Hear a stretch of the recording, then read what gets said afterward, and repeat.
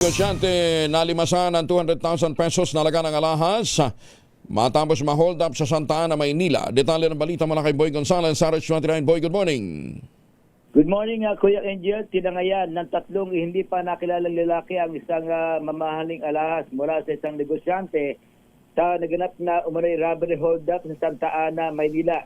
Kinilala ng MPD ang biktima na isang 50 anyos residente ng barangay 866. Batay sa paunang investigasyon, bandang alas 9:30 ng gabi nang lapitan umano ng tatlong suspect ang biktima habang nasa kanyang sari-sari store. Agad umanong tinutukan ng baril ang biktima at kinuha ang kanyang 18K gold Cuban chain necklace na tinatayang may timbang na 50 gramo at nagkakalaga ng 200,000 piso. Matapos ang insidente, mabilis na sumakas ang mga suspect sakay ng magkakamalay ng motorsiklo patungo sa hindi matukoy na direksyon.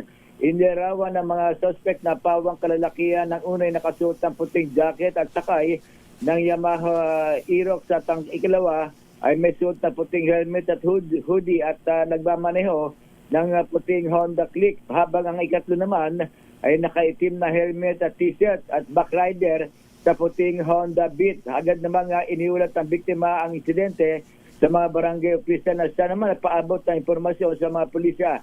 Responde ang mga pulis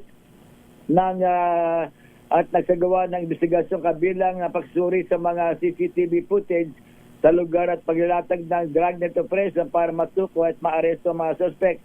Patuloy ang investigasyon ng mga tauhan ng Manila Police District. Ito si Boy Gonzales para sa DCRS, una sa Pilipinas, una sa Pilipinas. Maraming salamat po.